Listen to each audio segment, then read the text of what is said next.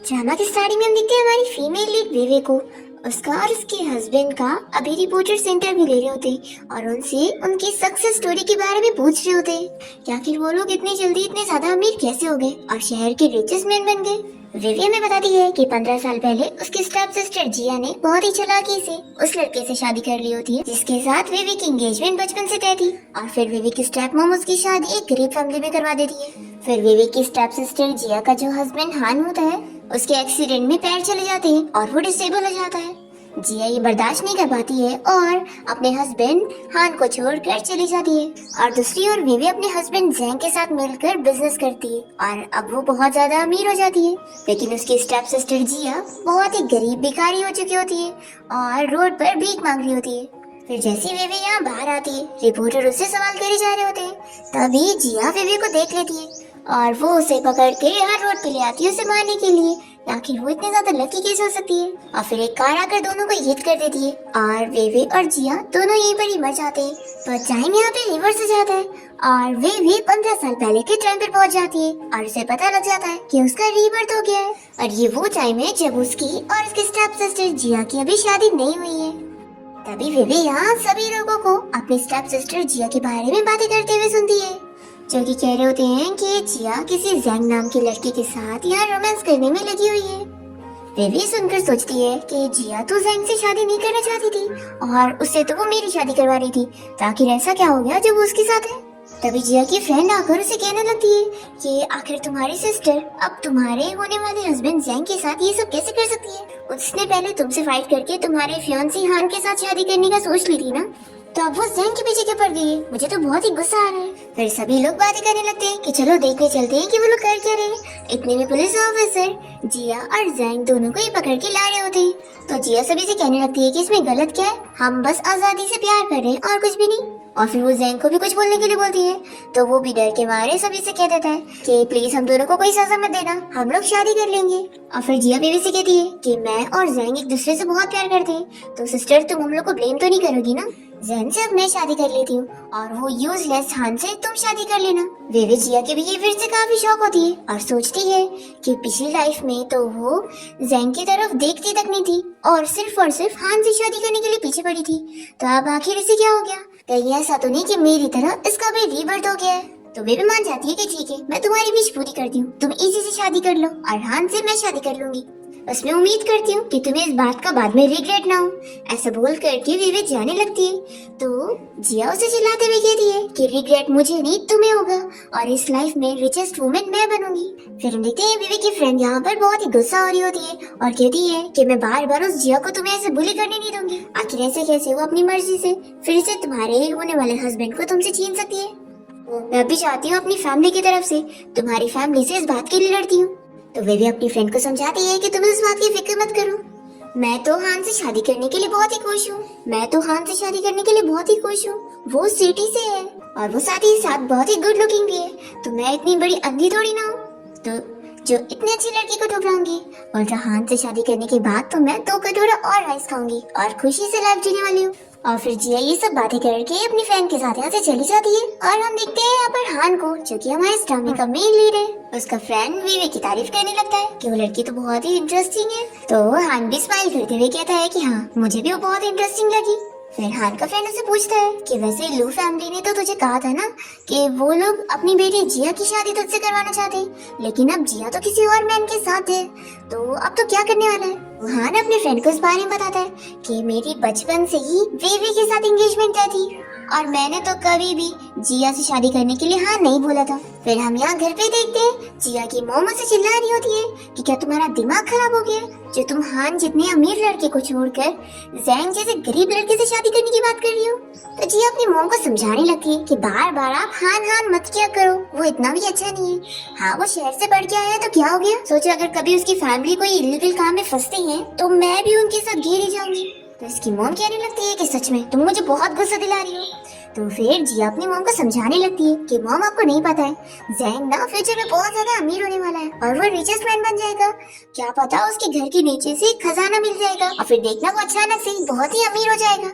विवे यहाँ पर आकर ये सुन लेती है और सोचती है कि जिया को लग रहा है कि मैं अपनी पिछली लाइफ में जैंग के साथ मिलकर इस तरीके से अमीर हुई थी। कितनी बुद्धू है ये। जिया अपनी मॉम से कहने लगती है कि देखना, जब एक बार मैं बहुत अमीर हो जाऊंगी ना तो फिर आपको भी कितना फायदा होगा। और फिर जिया विवे को देखकर कहने लग जाती है कि सिस्टर, अब जल्दी से तुम हान की फैमिली में बात करो कि अब मेरी नहीं बल्कि तुम्हारी शादी वहाँ पर होगी। तो विवे मना कर देती है कि मैं नहीं बात करूंगी, तुम खुद कर लो। तो फिर जिया से चिल्लाने लगती है कि कहीं ऐसा तो नहीं कि तुम अभी भी जैंग से शादी करने का सोच रही हो। देखो, मैं तुम्हें बता दूं कि जैंग सिर्फ मुझे लाइक करता है और उसने मुझे बताया है कि वो तुम्हें बहुत ही बोरिंग समझता है और तुम्हें बिल्कुल पसंद नहीं करता, इसलिए अच्छा रहेगा कि तुम मेरे जैंग से दूर रहो। विवे से चिल्लाकर कहती है कि हान ऑलरेडी मेरा फियांसी था, पर तुमने ही मॉम डैड को कहकर हमारी शादी एक्सचेंज करवाने की बात करी और अब तुम ही अपनी बात को पलटते हुए जैंग से शादी करना चाहती हो और उसके साथ इतना शेमफुल काम करके बैठी हो।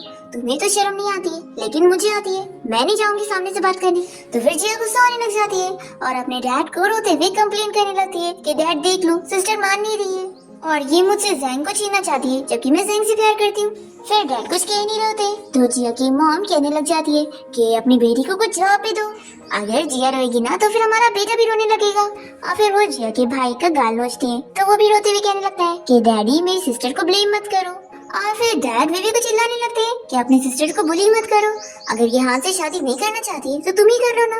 तो विवे कहती है कि ठीक है, मैं हान से शादी कर लूंगी, लेकिन शादी के बारे में आपको ही बात करनी पड़ेगी, क्योंकि अगर मैंने करी ना तो फिर मैं उन लोगों को रीजन बता दूंगी कि मेरी सिस्टर जिया और जैंग का अफेयर चल रहा है, इस वजह से मैं शादी नहीं कर रही हूँ। ऐसा मैं उन लोगों को बता दूंगी तो फिर हमारी फैमिली की भी एम्बेरसमेंट होगी, तो अच्छा रहेगा कि आप खुद ही बता दो। तो फिर डैड मान जाते हैं कि ठीक है, उन लोगों से मैं ही इस बारे में बात करूंगा। फिर वे घर के काम करने चली जाती है और जिया की मॉम उसे चिल्लाने लगती है कि क्या तुम्हारा दिमाग खराब हो चुका है, जो तुमने जैंग के साथ मिलकर अपनी रेपुटेशन खराब कर ली और कह रही हो कि विवे की शादी हान के साथ हो जाए। तुम्हें पता है वो हान कितना अमीर है। तो जिया अपनी मॉम को कहती है कि मॉम, अगर हमारी फैमिलीज के बीच में एंगेजमेंट ना होती ना तो वो हान कभी भी एक गाँव की लड़की से शादी नहीं करेगा, और आप लोग को क्या पता शादी के बाद वो मुझे बुली करेगा। तो फिर इसलिए आप लोग मेरी बात सुनो, मैं कह रही हूँ ना कि वो हान एक दिन बहुत गरीब हो जाने वाला है। इन लोग के डैड को बहुत ही गुस्सा आ रही होती है और वो बाहर चले जाते हैं।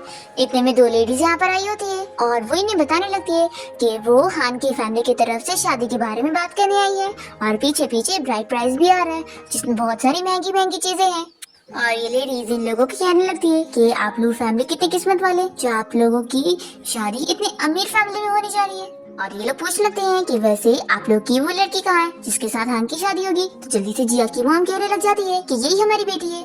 जिया यहाँ पर आने के लिए बिल्कुल तैयार नहीं थी। फिर वो इन लोगों से पूछने लगती है कि तुम लोग जिस ब्राइड प्राइस के गिफ्ट की बात कर रहे हो वो कहाँ पर है, मुझे तो कुछ भी नजर नहीं आ रहा। देखो, तुम झूठे लोग ना यहाँ से चले जाओ तो अच्छा होगा, और मैं बता दूं कि मैं कोई उस हान से शादी नहीं करने वाली हूँ। तभी इसकी मॉम फिर से डांटने लगती है। तो जिया कहती है कि मैंने बोली थी ना मॉम कि मैं हान से शादी नहीं करूंगी। और फिर जिया इन दोनों लेडी से कहने लगती है कि तुम लोग जाओ और हान और उसकी फैमिली को इस बारे में बता दो कि मैं उन्हें पसंद नहीं करती और मैं उनसे शादी नहीं करूंगी, और अगर उसे शादी करनी है ना तो मेरी सिस्टर से कर ले, क्योंकि वो दोनों वेस्ट एक दूसरे के परफेक्ट मैच रहेंगे। फिर जिया की मॉम से फिर से चिल्लाती है और इन लोगों से कहने लगती है कि आप लोग मेरी बेटी जिया की बातों में मत आना, ये कुछ भी कह रही है और पागल हो चुकी है। तो फिर जैसे ही आंटी सुनती है कि इसका नाम जिया है तो फिर वो बताने लगती है कि हम तो यहाँ पर विवे के लिए रिश्ता लेकर आए हैं। फिर इतने में यहाँ पर विवे की फ्रेंड शाओ उसे लेकर यहाँ पर आ जाती है और दोनों मैच मेकर आंटी को बताने लगती है कि ये विवे है जिसके लिए आप हान की शादी के बारे में बात करने आए। फिर जिया को यहाँ शौक लग रहा होता है कि ऐसे कैसे हान की फैमिली विवे से शादी करना चाहती है। उन्हें तो गांव की लड़की बिल्कुल पसंद नहीं थी ना। मुझे याद है मेरी पिछली लाइफ में मुझे हान की फैमिली से बिल्कुल भी मिलने का मौका ही नहीं मिला था और ना उनकी तरफ से मुझे कोई रिस्पांस मिला था, तो आखिर इस लाइफ में इतना अलग क्यों। तभी दोनों मैच मेकर आंटी कहने लग जाती है कि हान की फैमिली को विवे बहुत पसंद है, तो आखिर ऐसे कैसे वो उसे डिसलाइक करेंगे। फिर सभी लोग भी बातें करने लगते हैं कि विवे लकी है कि उसकी शादी इतनी अच्छी फैमिली में हो रही है। फिर विवे भी सोचने लगती है कि हान एक अच्छी कैरेक्टर का लड़का है और पिछली लाइफ में जिया की शादी उसके साथ हुई थी तो वो कितनी खुश रही होगी। तभी जिया चिल्ला चिल्ला कर कहने लग जाती है कि तुम लोग उस हान की तारीफ क्या कर रहे हो, इतनी क्या ब्लेसिंग। ये हान की फैमिली एक दिन बहुत ज्यादा गरीब हो जाएंगे और वो हान एक डिसेबल हो जाएगा। फिर विवे जैसे ही सुनती है तो वो जिया को थप्पड़ लगाती है और उसे चिल्लाने लगती है कि तुम हान और उसकी फैमिली की बेइज्जती कैसे कर सकती हो। तुम्हें पता भी है कि उसकी फैमिली ने देश के लिए इतना अच्छा काम किया है। वो तो अच्छा हुआ तुमने ये सारी चीजें यहाँ बोली है, अगर बाहर जाके बोलती ना तो फिर हमारी फैमिली की कितनी बेइज्जती हो जाती। फिर जैसे ही मैच मेकर आंटी ये सुनती है तो विवी की तारीफ करने लगती है और कहती है कि सच में हान की फैमिली ने कितनी अच्छी लड़की चुने। और फिर आंटी विवी से उसकी तारीफ करते हैं कि हान की भी बहुत खुशनसीबी कि उसे तुम जैसी अच्छी लड़की मिल रही है। और फिर ये आंटी हान और विवी की शादी को सेटल करके यहाँ से चली जाती है। फिर विवे के डैड खुश होने लगते हैं कि हान की फैमिली उनकी इतनी वैल्यू करके गई है। तो फिर वो विवे से कहते हैं कि अब हान से शादी करने के बाद तुम हमारी फैमिली की काफी हेल्प करना। तो विवे जिया को थैंक्स करने लगती है कि सब मेरी सिस्टर का कमाल है, ये मुझे हान से शादी करने दे रही है। तो फिर जिया भी से सुनाती है कि तुम इतनी जल्दी इतना ज्यादा खुश मत हो, तुम्हें पता नहीं है जैंग मुझे शादी करने के लिए ब्राइड प्राइस में 180 युआन और साथ ही साथ एक वॉच दे रहे हैं। और हान की फैमिली तुम्हें क्या दे रहे हैं? उन लोगों का ब्राइड प्राइस अभी तक मुझे नजर नहीं आया। इसका मतलब है कि वो लोग कोई सिंसियर नहीं है और वो लोग तुम्हारे ऊपर पैसे खर्च करना ही नहीं चाहते। और तुम्हें पता है जैंग मुझे ब्राइड प्राइस में 180 युआन साथ ही साथ एक वॉच भी देने वाला है और तुम्हारा वाला तो तुम्हें कुछ दे ही नहीं रहा है। फिर इसके मॉम डैड तो खुश होने लगते हैं कि हमारी बेटी तो कितनी कमाल की है। तो फिर डैड कहने लगते हैं कि तो फिर आगे चल के तुम हमारी फैमिली की हेल्प करना और तुम्हारे भाई की भी। जिया बहुत ही बड़ाई मानने लगती है कि हाँ मॉम डैड वो तो आप लोग फिक्र मत करो और ये तो कुछ भी नहीं है, आगे चल के तो मैं रिचेस्ट मैन की वाइफ बनने वाली हूँ और एक रिचेस्ट वुमन बन जाऊंगी। तो जिया की हरकतें देखकर विवे को मन में हंसी आ रही होती है कि इसे क्या लग रहा है कि ये रिचेस्ट वुमन इतनी आसानी से बन सकती है। फिर हम यहाँ पर जैंग को देखते हैं जो कि जिया को ब्राइड प्राइस में 2 बास्केट वेजिटेबल्स भेजता है। जैसे यहाँ पर ये वर्कर आकर बताता है कि ये ब्राइड प्राइस है तो फिर ये लोग शौक रह जाते हैं कि आखिर ये वेजिटेबल्स किसने भेजा है ब्राइड प्राइस में। तो जिया कहने लगती है कि मॉम ऑफ कोर्स वो हान ने भेजा हुआ है। और फिर ये विवेक का मजाक उड़ाने लगती है कि देखो तुम्हारे लिए तो ब्राइड प्राइस में बहुत महंगी महंगी चीजें आ रही थी ना, तो ये क्या है। विवेक कहती है कि तुम्हें कैसे पता कि ये हान की फैमिली की तरफ से। तो जिया हंसते हुए कहती है कि सिस्टर यहाँ पर सिर्फ आज हम दोनों की शादी हो रही है। और फिर हम यहाँ पर हान को देखते हैं जो कि विवेक के लिए भी ब्राइड प्राइस भेजता है और साथ ही वो खुद भी साइकिल से यहाँ पर आ रहा होता है। फिर यहाँ पर जिया और उसके मॉम डैड देखने लगते हैं कि ब्राइड प्राइस में सिलाई मशीन आई हुई है। तो ये लोग तो बहुत ज्यादा खुश हो जाते हैं कि क्या सच में ये हमारी फैमिली के लिए। जिया अपने मॉम डैड से कहने लगती है कि जरूर ये जैंग ने भेजा होगा मेरे लिए ब्राइड प्राइस। फिर ये अंकल बताने लगते हैं कि उस लड़के ने सिर्फ ये सिलाई मशीन ही नहीं बल्कि और भी महंगी महंगी चीजें भेजा है और साथ ही में एक साइकिल भी है जो कि वो खुद राइड करके यहाँ पर आ रहा है। फिर जिया और उसके मॉम डैड खुश होने लगते हैं पर विवेक को शक होने लगता है कि जैंग की फैमिली तो इतनी ज्यादा गरीब है तो वो ये सब कहाँ ही अफोर्ड कर पाएंगे। फिर वो अंकल से पूछने लग जाती है तो फिर जिया से चिल्लाती है कि तुम्हें क्या लग रहा है कि अगर ये सब मेरी जैंग की तरफ से नहीं आया है तो क्या तुम्हारी हान की तरफ से आया है। और फिर जिया तो मन में बहुत ही खुश हो रही होती है कि पिछली लाइफ में तो मुझे कोई ब्राइड प्राइज ही नहीं मिली थी लेकिन इस बार जैंग से शादी करने पर मुझे कितना कुछ मिल रहा है। और फिर ये विवेक का मजाक उड़ाने लगती है और कहती है कि देखा तुम्हारे लिए तो कुछ भी नहीं आया, मेरे लिए इतनी सारी चीज आई है। पर विवेक मान नहीं रही होती है तो जिया को गुस्सा आती है और वो अपने मॉम डैड से कहती है कि देखो सिस्टर मुझसे कितनी ज्यादा जेलस है और वो मानने के लिए तैयार ही नहीं है, ये सारी ब्राइड प्राइज मेरे लिए। अगर ऐसा रहा तो फिर मैं फ्यूचर में मॉम डैड आप लोग के घर नहीं आऊंगी। तो फिर मॉम डैड गुस्सा होने लगते हैं कैसे कैसे तुम नहीं आओगी, तुम आओगी। और फिर वो विवेक को चिल्लाते हैं कि अपनी सिस्टर से ऐसे जेलस मत हो, अगर इतनी जेलसी हो रही है ना तो उस हान को बोलो हमें ब्राइड प्राइज देने के लिए, और नहीं दे सकता ना तो फिर तुम्हें फ्यूचर में आने की जरूरत नहीं घर पे। और फिर जिया विवेक से कहने लगती है कि सिस्टर अब अपनी ये दोनों वेजिटेबल की बास्केट लेके निकलो यहाँ से, नहीं तो मेरी महंगी ब्राइड प्राइस के आगे ये बहुत ही चीप लग रहा है। ऐसे बोलते हुए ये वेजिटेबल उठा के फेंकने लगती है। तभी यहाँ पर जैंग आया होता है और वो ये देखकर शॉक हो जाता है और इसे पूछता है कि तुम ये क्या कर रही हो। तो फिर जिया तुरंत ही इसे विवेक की बेइज्जती करने लग जाती है कि देखो विवेक के वो फियांसी हान ने उसके लिए ब्राइड प्राइज में ये क्या भेजा हुआ है और विवेक की कितनी बेइज्जती हो चुकी है कि इसे ब्राइड प्राइज में 2 बास्केट वेजिटेबल्स मिले हुए, आखिर कौन ये देता है, छी छी। जैंग को तो ये सब सुन सुन के गुस्सा आ रही होती है और तभी इतने में हान यहाँ पर साइकिल चलाते हुए आ जाता है और फिर वो सीधा विवेक के सामने आकर उससे बताता है कि मैं यहाँ पर तुमसे शादी करने आया हूँ। वो बहुत ही खुश हो रही होती है। इतने में जिया ये देखकर इसे चिल्लाती है कि आखिर तुम साइकिल राइड कैसे करके आए हो। तो ये कहता है कि ये साइकिल मैं विवेक को ब्राइड प्राइज भी दे रहा हूँ तो मैं चला के लाया हूँ और ये सिलाई मशीन और भी सारी चीजें हैं वो मेरी तरफ से ही ब्राइड प्राइज है। तो फिर जिया से चिल्लाने लगती है क्या आखिर तुम विवेक को इतनी सारी ब्राइड प्राइज कैसे दे सकते हो। और वो मन में सोचती है कि पिछली लाइफ में हान ने मुझे तो कोई ब्राइड प्राइज नहीं दिया था तो आखिर विवेक को ये सब क्यों दे रहा है। फिर हान से कह देता है कि मैं विवेक को ब्राइड प्राइज में कुछ भी दूं, आखिर इससे तुम्हारा क्या लेना देना है। तभी विवेक की फ्रेंड जिया से कहने लग जाती है कि तुम बुरा मत मानो, तुम्हें भी तो ब्राइड प्राइज मिली है ना, जैंग ने तुम्हें 2 वेजिटेबल्स दिए है ब्राइड प्राइज में, अब खाओ भर के ऐसे। फिर सभी लोग हंसने लग जाते हैं कि किसी ने भी ऐसी ब्राइड प्राइज आज तक नहीं देखा। जिया जैंग से कहने लग जाती है कि तुम तो मुझे ब्राइड प्राइज में घड़ी और कुछ पैसे देने वाले थे ना, तो वो कहाँ पर है। तो तो वो बताता है कि वो तो मेरी मॉम ने मुझे छीन ली और उन्होंने देने से मना कर दी। जिया मन में सोचती है कि पिछली लाइफ में विवेक को तो इसने ये ब्राइड प्राइज में दिया था, तो आखिर मुझे क्यों नहीं दे रहे।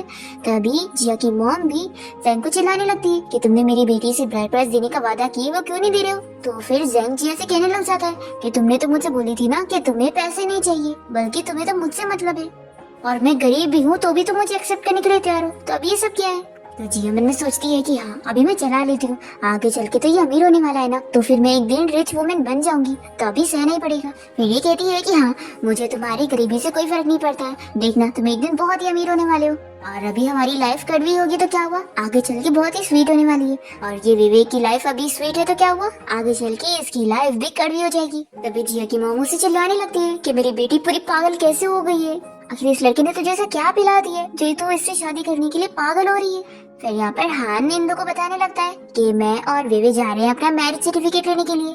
तो फिर डैड खुश होकर कहने लगते हैं कि हाँ मैरिज सर्टिफिकेट लेने के बाद घर आना, तुम लोग फिर डिनर करना। तो फिर जिया भी कहने लगती है कि डैड मैं और जैंग भी जा रहे हैं मैरिज सर्टिफिकेट लेने, और फिर हम लोग भी साथ में डिनर करेंगे। तो डैड गुस्से में कह देते हैं कि खाना इतना भी ज्यादा नहीं है जो तुम लोग को भी मिलेगा। तो फिर जिया कहने लगती है कि अगर खाना नहीं है तो फिर आप लोग विवे और इस हान को क्यों खाने पे इनवाइट कर रहे हैं। तो फिर जिया की मॉम कह देती है कि तुम्हें जैंग से शादी करने के बाद ना इसके घर पे चले जाना खाना खाने के लिए। तो फिर जिया को गुस्सा आ रही होती है और जैंग इसे हक करके कहता है कि सॉरी मेरी वजह से तुम्हें ये सब सहना पड़ रहा है। तो फिर वो कह रही होती है कि कोई बात नहीं, और वो विवे को देखकर सोचती है कि अभी स्माइल कर लो, आगे चल के तुम रोने वाली हो। पिछली लाइफ में जब मैंने हान के साथ मैरिज सर्टिफिकेट ले ली थी तो उसके बाद उसने तुरंत ही मुझे किसी और लड़की के लिए छोड़कर चला गया था। और फिर हमें फ्लैशबैक में दिखाते हैं जिया हान से लड़ रही होती है कि तुम शादी के बाद ही किसी और लड़की को देखने के लिए जा रहे हो। तो वो उसे बताता है कि शीशी के ग्रैंडपा मेरे ग्रैंडपा के लाइफ सेवर थे और मैंने अपने ग्रैंडपा से प्रॉमिस किया था कि मैं उसका ख्याल रखूंगा, तो मैं वहाँ पे जाने वाला हूँ। फिर यही सब वो याद कर रही होती है और तभी यहाँ पर हान बेबी के साथ मैरिज सर्टिफिकेट लेने जाने निकलता है। जब दोनों अपना सर्टिफिकेट लेकर जा रहे होते हैं तो बेबी से पूछती है कि वैसे तुमने मुझसे शादी क्यों करे। तो कहता है कि तुम भूल गई हो हमारी शादी बचपन से ही तय थी। तो पूछती है कि अचानक से इतनी जल्दी क्यों।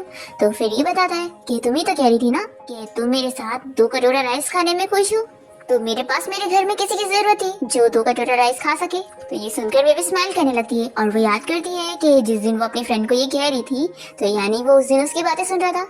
अब तभी यहाँ पर हान के पास एक लेडी आकर बताने लगती है कि शीशी बहुत ज्यादा बीमार हो गई है और उसे उल्टी भी हो रही है, तो तुम जल्दी से उसे देखने चलो। बेबी ये देखकर सोचने लग जाती है कि जो शीशी के ग्रैंडपा थे उसने हान के ग्रैंडपा की जान बचाई थी और उसके ग्रैंडपा का इसके ऊपर बहुत बड़ा एहसान है, इसलिए ये उसकी इतनी केयर करता है। लेकिन पिछली लाइफ में जिया उस लड़की से इतनी ज्यादा जेलस थी कि उसने इससे लड़ ली थी और इतनी बड़ी बात हो गई थी कि इन दोनों का डिवोर्स होने से बचा था। फिर ये याद करते हुए विवे हान को कह देती है कि शीशी के कोई रिलेटिव नहीं है तो तुम्हें उसे देखने जाना चाहिए, और वो बीमार है ना तो तुम उसका ख्याल रखना, और ये लो ये मेडिसिन उसे दे देना।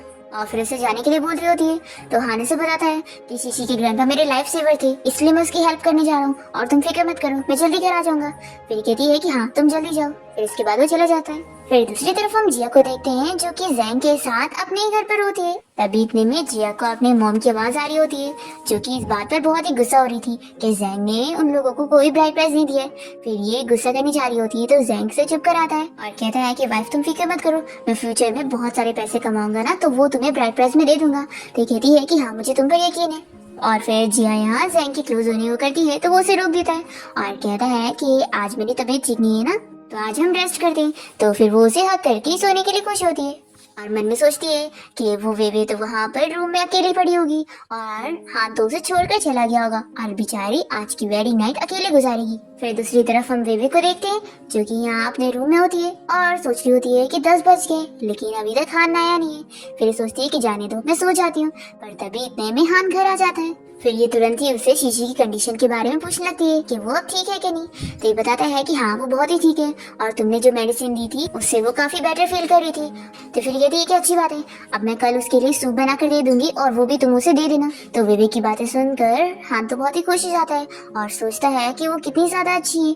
और फिर हान बेबी को पैसे देने लगता है और उसे कहता है कि अगर तुम्हारी फैमिली को कोई सामान की जरूरत हो तो तुम उन्हें इससे खरीद देना। बेबी देखकर कहती है कि इतने सारे पैसे, तो वो उसे बताता है कि मेरे पेरेंट्स यहाँ साथ में नहीं है और मैं यहाँ अकेले रह रहा हूँ और हमारी शादी भी बहुत जल्दी में हो गई और मैंने तुम्हारे लिए घर भी अरेंज नहीं कर पाया। तो इसलिए मैं तुम्हें सॉरी कहना चाहता था। और तुम फिक्र मत करो, जब मैं तुम्हें अपने पेरेंट्स के घर लेके जाऊंगा तो सब ठीक हो जाएगा। तो वेवे कहती है कि कोई बात नहीं, ये सब काम की वजह से हो रहा है और मैं समझ सकती हूँ। और वो मन में सोचती है कि हान कितना अच्छा है, जो गुड लुकिंग होने के साथ साथ अपनी वाइफ के साथ भी इतना अच्छे से। फिर हान कहता है कि चलो अब सो जाते हैं।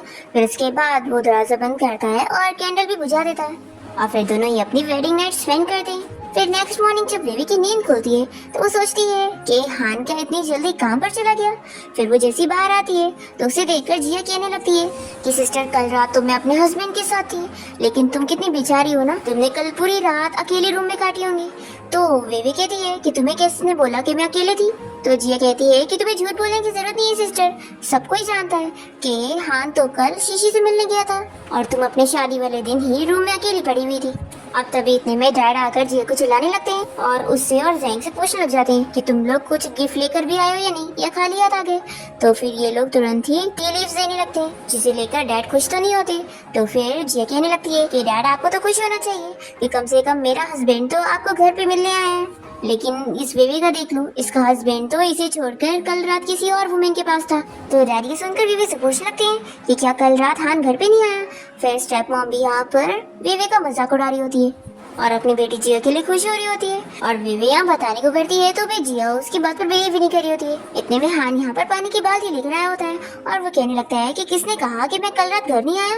और फिर वो बेबी के डैड और स्टेप मॉम को बताने लगता है कि मैं कल रात लेट घर आया था और मैं और बेबी तो साथ में ही थे। और फिर जब मैं सुबह उठा तो मैंने देखा कि टैंक में पानी खत्म हो गया, तो मैं पानी लाने चला गया था। बेबी के डैड ये सुनकर कहने लगते हैं कि तुम कितने अच्छे हो, लेकिन तुम शहर के हो, तुम्हें आखिर ये सब काम करने की क्या जरूरत थी, मैं पानी ले आता। फिर जिया इसे चिल्लाने लगती है कि तुम झूठ मत बोलो, तुम कल रात शीशी का ख्याल रखने के लिए वहाँ गए थे। तो ये बताता है कि हाँ, शीशी मेरी सिस्टर जैसी है, इसलिए मैं उसका ख्याल रखने गया था क्योंकि वो बीमार थी। लेकिन कल मेरी शादी हुई थी तो ऑफ कोर्स मैं क्लियरली जानता हूँ कि मेरी वाइफ के लिए मुझे घर आना चाहिए। पर फिर जिया इसे चिल्लाने लगती है और कहती है कि तुमने तो बताया था ना कि शीशी की ग्रैंडपा तुम्हारे ग्रैंडपा के लाइफ सेवर थे, तो तुम उसका वहाँ पे रुक के ख्याल रखने वाले हो, तो तुम वापस कैसे आ गए। तो विवेक से कहती है कि जिया तुम कैसी बात कर रही हो, तुम्हें पता भी है ये तुम्हारा ब्रदर इन लॉ है और तुम उससे कैसे सवाल कर रही हो, क्या तुम अपने सिस्टर का अच्छा नहीं देखना चाहती हो। तो जिया इसे चिल्लाते हुए पूछने लगती है कि आखिर तुमने ऐसा क्या करी जो कल रात ये घर वापस आया। तो फिर हान जिया का हाथ पकड़ के रोकता है कि तुम बेबी को किस तरीके से ट्रीट कर रही हो, जब से मैं यहाँ पर आया हूँ मैं देख रहा हूँ कि तुम बस मेरी वाइफ के साथ बदतमीजी करती जा रही हो और मैं बस फादर इन लॉ की वजह से तुम्हारी ये सारी चीजें सह रहा हूँ। फिर जिया के डैड तुरंत ही जिया की जगह हान से माफी मांगते हैं कि हमने अपनी बेटी को बिगाड़ दी, इसलिए प्लीज हमें माफ कर दो। और फिर ये लोग जिया को डांटते हैं, साथ ही साथ जैंग भी जिया को समझाने लगता है कि और प्रॉब्लम मत क्रिएट करो। तो वो इसे कहती है कि तुम मेरी साइड लेने के बजाय मुझे ही डांट रहे हो। तो जिया कहती है कि यहाँ बाहर झगड़ना बंद करो, अगर हमारे नीवर हमारी बातें सुनेंगे तो वो लोग क्या सोचेंगे कि कल ही हमारी शादी हुई और आज हम लोग झगड़ा कर रहे हैं। फिर विवेक की स्टेप मॉम कहने लगती है कि चलो सब कोई घर के अंदर ब्रेकफास्ट करते हैं। और फिर जिया की मॉम वेवे और हान को अच्छा ब्रेकफास्ट दे रही होती है और जिया और जैंग से कह देती है कि उनको अच्छा नहीं मिलेगा। तो जिया पूछ लगती है कि आखिर आप लोग ऐसा क्यों कर रहे हैं। तो फिर डैड कहते हैं कि तुम्हारे ब्रदर इन लॉ ने हमें इतना अच्छा ब्राइड प्राइस दिया है, तो फिर उसे अच्छा ब्रेकफास्ट कराना तो बनता ही है और साथ ही साथ अभी हमारे साथ हमारे घर में रहने वाला है, तो फिर ये अभी घर को रेनोवेट कराने में भी तो पैसे देने वाला है। तभी जिया तो मन में खुश होने लगती है कि उसे याद है पिछली लाइफ में भी हान यहाँ पर ही इन लोग के साथ रुका था और उसके मॉम डैड ने खूब सारे पैसे उससे लूट चुके थे और सारे पैसे खर्च करवा कर वो बहुत ही गरीब हो गया था। पर इतने में भी कह देती है कि मॉम डैड हम लोग आपके साथ आप लोग के घर पे नहीं रहने वाले और वो मन में सोचती है कि पिछली लाइफ में इन लोगों ने हान का पैसा खूब लूटे थे और हर महीने की सैलरी तो यही लोग ले लेते थे और फिर जब उसे बहुत ज्यादा चोट लग गई थी तो उसका खुद का इलाज करवाने के लिए भी उसके पास पैसे नहीं थे। तो इस लाइफ में मैं हान के साथ पिछली लाइफ की तरह बिल्कुल भी होने नहीं दूंगी। फिर इसके डैड और स्टेप मॉम पूछने लग जाते हैं कि अगर तुम लोग यहाँ पे नहीं रहोगे तो फिर कहाँ पे रहोगे, क्योंकि हान के पेरेंट्स तो यहाँ पे नहीं रहते और उसका तो यहाँ पर कोई घर भी नहीं है। तभी वे हान से स्लो से कहती है कि तुम यहाँ पर सिक्योरिटी अंकल को बुला कर लेकर आओ, मुझे उनसे कुछ काम है। तो वो खुशी खुशी चला जाता है और वेवे के डैड पूछ लगते हैं कि आखिर ये कहाँ पर चला गया, खाना तो खा के जाता।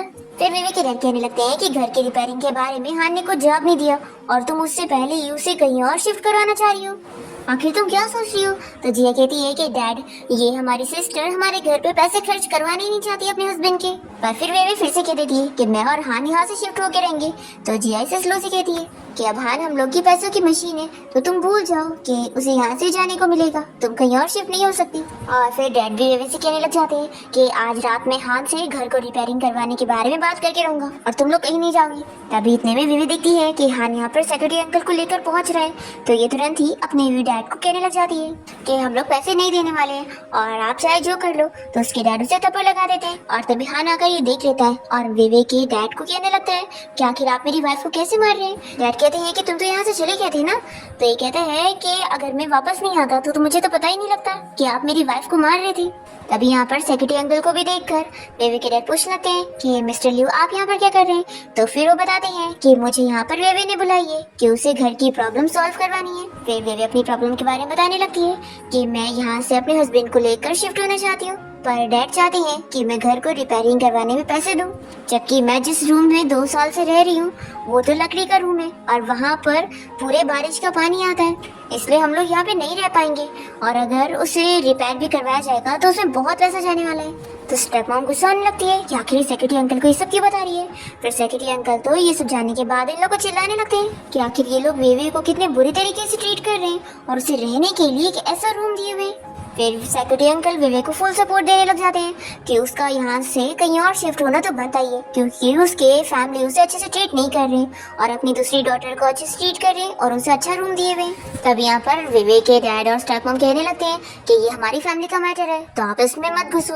और तभी यहाँ पर हान भी कह देता है कि मैं अपनी वाइफ के साथ अब यहाँ पे नहीं बल्कि कहीं और रहना चाहता हूँ और हम लोग रेंट पे रह लेंगे, आप लोग फिक्र मत करो। वेवे कहती कि ठीक है, फिर अब हम लोग अभी अपना सामान पैक करके निकलते हैं। और उसके बाद ये लोग सारी ब्राइड प्राइस को भी पैकिंग करवा के गाड़ी में बैठा कर यहाँ से लेके जा रहे होते हैं। और फिर वेवे के डैड और स्टेप मॉम को तो बड़ा धक्का लग रहा होता है, ये सारे सामान तो लेके जा रही है। और फिर हान तो वेवे के साथ साइकिल में बैठकर यहाँ से उसे लेकर चला जाता है और वेवे तो खुश होती है कि वो इन लोगों को अब उसका और खून चूसने नहीं देगी। फिर स्टेप मॉम यहाँ बैठकर रोने लग जाती है कि अब सारे सामान चले गए, अब हम क्या करेंगे। तभी ज़ेंगी ने रोकता है कि मॉम आप रो मत। तो ये से चिल्लाने लगती है कि तुमने तो कोई ब्राइड प्राइज लाया नहीं हो, तो तुम तो चुप ही बैठे हो, आखिर हमारी बेटी इतनी पागल कैसे हो गई जिससे तुमसे प्यार हो गया।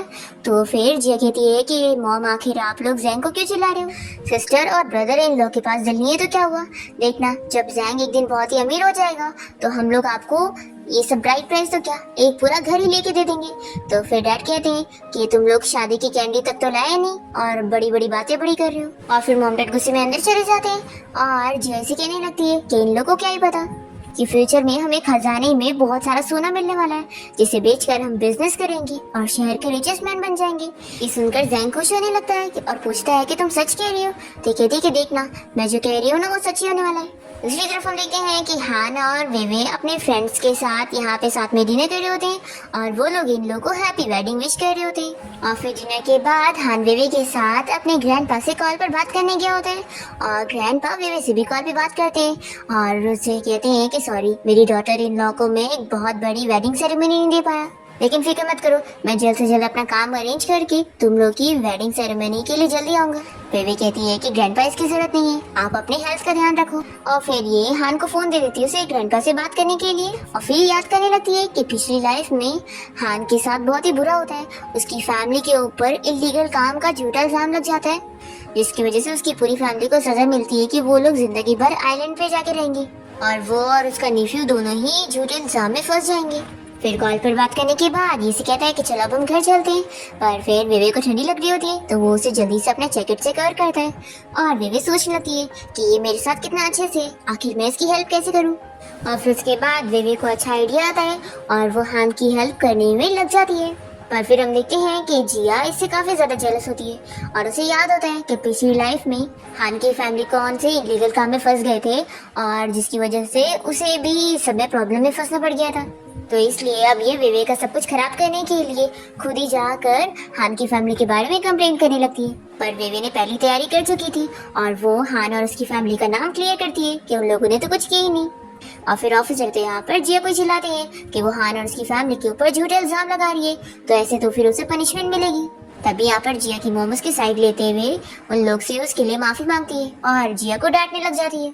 जिया को तो काफी शौक लग रहा होता है कि पिछली लाइफ की चीजें आखिर वापस कैसी नहीं हुई और ऐसे कैसी, इसके ऊपर अब वो झूठा इल्जाम नहीं लगा। और फिर जिया को पनिशमेंट के तौर पे माइक में अपनी गलती के बारे में सभी को बताना होता है। और फिर इस एरिया के सभी लोग इस बारे में सुन लेते हैं और फिर जैंग से भी कहने लगते हैं कि उसने किस वाइफ से शादी किया है जो कि उसकी बेइज्जती करवा रही है। फिर यहाँ जिया बाहर आने के बाद वेवे कहने लगती है कि क्या अब तुम खुश हो गई।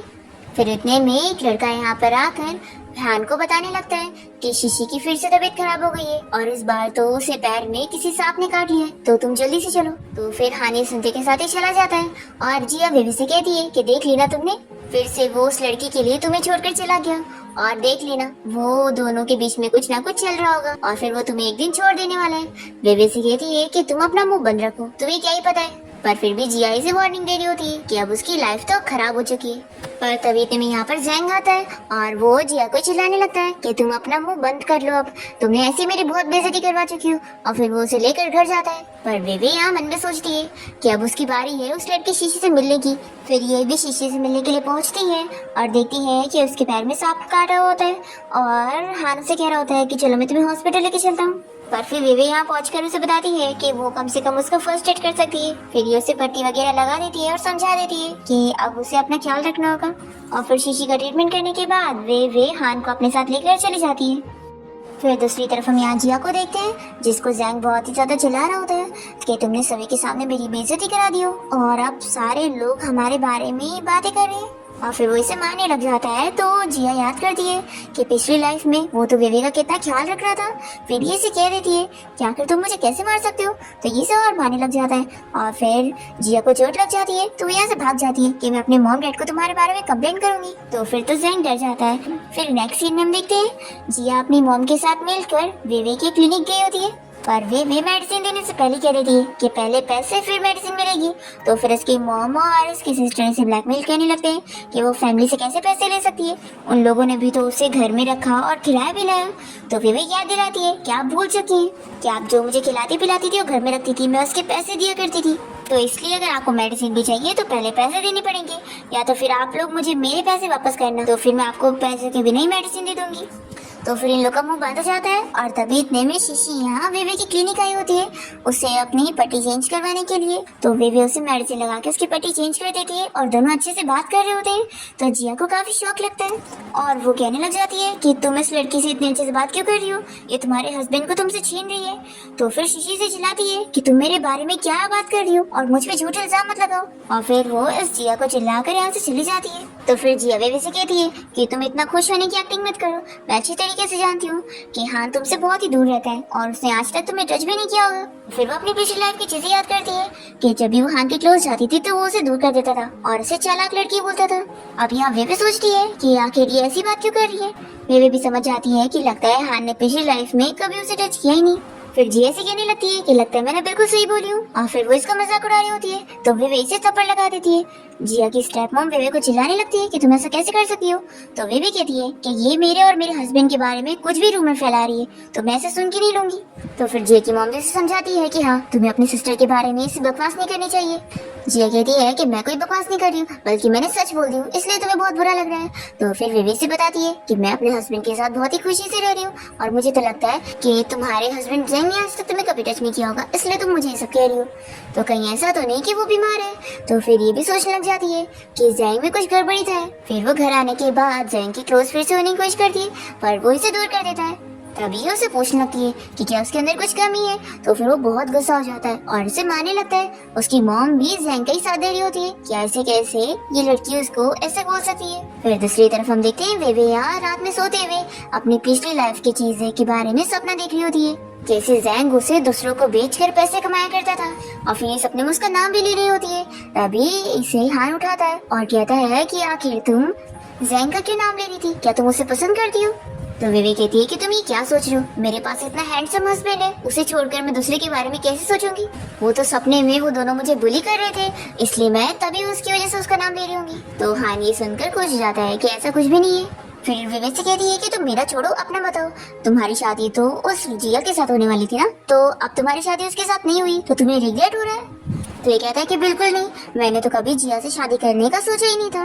तो फिर ये खुश होने लग जाती है और फिर उसे बताती है कि चलो अब जल्दी से सो जाते हैं, कल मुझे अपने काम के लिए भी जाना है और शिप वगैरह को ध्यान देना है। ये कहता है कि तुम्हें शिप पालने का बहुत ही शौक है तो क्यों ना हम लोग शिप फार्म खोल लेते हैं। फिर वेवे को ये आइडिया पसंद आता है और ये लोग ये बिजनेस स्टार्ट करने का सोच लेते हैं। और फिर इस बिजनेस में गांव के और भी लोग इन्वेस्टमेंट कर देते हैं और ये लोग काफी बड़ा शीप का फार्म खोल लेते हैं। और ये बात जैंग को भी पता लग जाती है और वो जिया को बताने लगता है कि तुम्हारी सिस्टर ने खुद का शीप फार्म खोल लिए, तो इससे हमें भी फायदा होगा। तुम जाओ अपनी सिस्टर के पास इन्वेस्टमेंट की बात करो कि हम लोग भी पैसे इन्वेस्ट करेंगे, लेकिन अभी नहीं, फ्यूचर में। और क्योंकि वो तुम्हारी सिस्टर है ना, तो अभी से वो अपनी तरफ से पैसे लगा ले और फ्यूचर में जो पैसा आएगा हम उसे रिटर्न कर देंगे। तो जिया जाने के लिए नहीं मान रही होती है कि मैं अपनी सिस्टर से हेल्प नहीं लूंगी। तो ये कहता है कि तुम खाक मुझे अमीर देखना चाहती हो, बस सपने दिखाती रहती हो कि हम लोग रिचेस्ट मैन बनेंगे, लेकिन जब तुम मेरे लिए कुछ करोगी ही नहीं तो आखिर मेरी कुछ हेल्प कहाँ से होगी। तो फिर ये जाने के लिए मान जाती है और फिर जाकर विवेक से बात करती है कि हम लोग तुम्हारे शीप फार्म में इन्वेस्टमेंट करना चाहते हैं, लेकिन क्योंकि तुम मेरी सिस्टर हो तो अभी मेरी तरफ से तुम पैसे लगा लो और फ्यूचर में मैं तुम्हें पैसे रिटर्न कर दूंगी। तो विवेक मना कर देती है कि मैं क्या तुम्हें पागल नजर आ रही हूँ, देखो अगर तुम्हें इन्वेस्टमेंट कर रही है तो पहले रियल पैसे लाओ और फिर ही तुम्हें अपना फायदा मिलेगा, नहीं तो ऐसे मैं तुम्हें कोई पैसे नहीं देने वाली हूँ। तो फिर जिया भी इसे कह देती है कि तुम्हें इस बात का बाद में रिग्रेट होगा और फिर वो यहाँ से जाने का नाटक करती है। तभी इतने में जो यहाँ पर विवेक के वर्कर होते हैं वो बताने लगते हैं कि उसकी शिप बिल्कुल हिल नहीं रही है। तो विवेक आकर देखती है कि उन्हें क्या हो गया है। जिया ये सारी बातें सुन लेती है और सोचती है कि लगता है इसके शिप मरने वाले, फिर तो इसका बिजनेस खराब हो गया। मैं अभी जाकर सारे लोगों को बता देती हूँ ताकि वो लोग जल्दी से इसके फार्म में से अपना इन्वेस्टमेंट निकाल ले, फिर इसका बिजनेस तो खराब हो जाएगा और इसे बहुत नुकसान होगा। फिर ये जाती है जैंग के साथ मिलकर सभी को अपनी बातों में ले लेती है और वो लोग डर जाते हैं कि उन लोगों ने पैसे लगाए थे, तो अगर शिप मर जाएगी तो फिर उन लोगों का नुकसान हो जाएगा। तो ये लोग वेवे को चिल्लाकर उसे पैसे मांगने लगते हैं। तो वेवे भी उन्हें समझाती है कि ऐसा कुछ भी नहीं है, पर वो लोग नहीं मान रहे होते हैं। तो फिर ये सभी के पैसे वापस करवा देती है और फिर सभी को बताती है कि उसकी शिप्स को तो कुछ हुआ ही नहीं था, वो तो सुबह उन लोग को एनर्जी नहीं थी इसलिए वो लोग हिल नहीं रहे थे, लेकिन अभी वो लोग बिल्कुल ठीक है।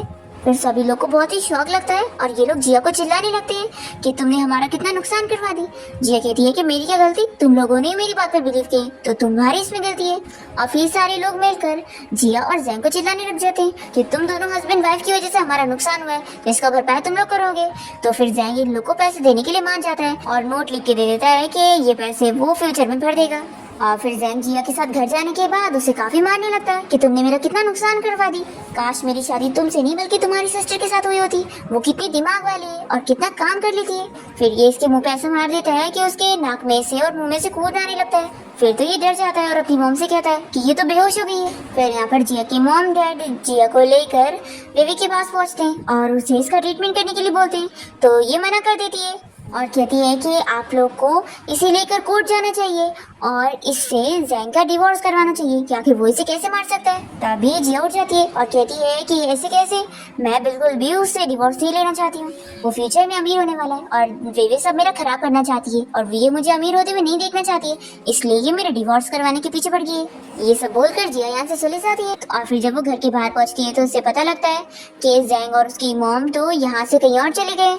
तभी इतने में यहाँ पर जैंग का कोई अंकल आया होता है जिसे के बारे में ये याद करने लगती है कि पिछली लाइफ में वो बहुत ज्यादा अमीर था, तो ये सोचती है कि ये उसका फायदा उठाकर काफी पैसे लूट सकती है। तो ये उसे सेड्यूस करने लग जाती है और वो भी इसका फायदा उठा रहा होता है। फिर वो उसे कुछ पैसे वगैरह दे देता है और साथ ही साथ ये बताता है कि घर के नीचे अगर वो खड्डा खोदेगी तो उसे एक खजाने का बॉक्स मिलेगा। फिर ये बहुत ही खुश जाती है कि अब वो पक्का अमीर होने वाली है। फिर वे जाकर उस बॉक्स को ढूंढती है और उसे ले जाकर सभी को बताने लगती है कि उसे सोना मिल जाए और अब वो बहुत अमीर हो गई है। और फिर वो बहुत बड़ाई मार लेती है और अपने डैड को भी वेवे के साथ रिश्ता तोड़वा लेती है कि अब उन्हें वेवे की कोई जरूरत नहीं है और वो अपने डैड का ख्याल खुद रख लेगी क्योंकि अब वो बहुत अमीर हो जाएगी। पर फिर इसके बाद जब वो ये बॉक्स को खोलती है तो उसके अंदर सोना नहीं बल्कि पत्थर निकलते हैं और फिर वो शॉक हो जाती है और ये लोग उसके ऊपर हंसने लगते हैं। और विवे उससे बताती है कि जिस अंकल को तुम अमीर समझ रही थी ना, वो तो एक जासूस है और पुलिस उसे ढूंढ रही है क्योंकि वो इलीगल काम कर रहा है और तुमने भी उसकी हेल्प की हो, इसलिए अब तुम्हें भी ये पुलिस अरेस्ट करेगी। फिर जिया बहुत ही गुस्सा आने लगती है विवे के ऊपर कि आखिर तुम्हारे साथ सब कुछ अच्छा क्यों हुआ और इस लाइफ में भी मेरे साथ ही क्यों बुरा हुआ। और फिर वो उसे मारने की कोशिश करती और पुलिस इसे अरेस्ट करके लेके जाती है। फिर जिया के डैड से माफी मांगने लगते हैं तो वो कह देती है कि आपने तो मेरे साथ रिश्ता तोड़ चुके हैं ना, तो आप ये सब करने की जरूरत नहीं। फिर वो और हान अपनी हैप्पी लाइफ बिता रहे होते हैं और इन लोग को गुड न्यूज मिलती है, प्रेग्नेंट हो गई है और इन लोग के 3 बेबी होने वाले हैं। फिर ये लोग तो बहुत ही हैप्पी होते हैं और ऐसे कुछ साल बीत जाते हैं और इनके बच्चे भी बड़े हो जाते हैं और वेवे और हाना बहुत ही अमीर हो चुके हैं और शहर के रिचेस्ट मैन बन चुके हैं। तो न्यूज रिपोर्टर इन लोगों से सक्सेस की स्टोरी सुनने आए, पूछते हैं कि उसने आखिर 3 बच्चे होने के बाद भी कॉलेज एंट्रेंस एग्जाम कैसे देने का सोची और उससे पढ़ाई वगैरह भी कैसे करी, तो फिर वो बता दिए कि सारा कमाल मेरे हस्बैंड का है। इससे मेरी बहुत केयर किया और मेरा ध्यान रखा और हर चीज में मुझे सपोर्ट किया, क्योंकि एक हैप्पी फैमिली के पीछे दोनों पार्टनर का सपोर्ट का हाथ होता है। फिर हमें फ्लैशबैक में दिखाते हैं कि जब विवे प्रेग्नेंट होती है तो वो अपनी स्टडी भी कर रही होती है और साथ ही साथ बिजनेस को भी हैंडल कर रही होती है, और हान उसका पूरे में साथ दे रहा होता है और उसका पूरे तरीके से ख्याल रख रहा होता है। दूसरी तरफ जिया की जिंदगी बहुत बेकार हो चुकी होती है और वो अपने आप को बेचकर पैसे कमा रही होती है, और वो न्यूज में देखती है कि वेवे कितनी ज्यादा लकी है और इतनी ज्यादा अमीर हो गई है, तो इस बात से वो इतनी जेलस हो जाती है कि बिल्डिंग से कूद कर अपनी खुद की जान ले लेती है। और दूसरी तरफ हम देखते हैं वेवे और हान यहाँ पर अपने बच्चों के साथ अपनी हैप्पी लाइफ गुजार रहे होते हैं और बहुत ज्यादा खुश होते हैं। इसी के साथ इस ड्रामा की हैप्पी एंडिंग यहाँ पर हो जाती है।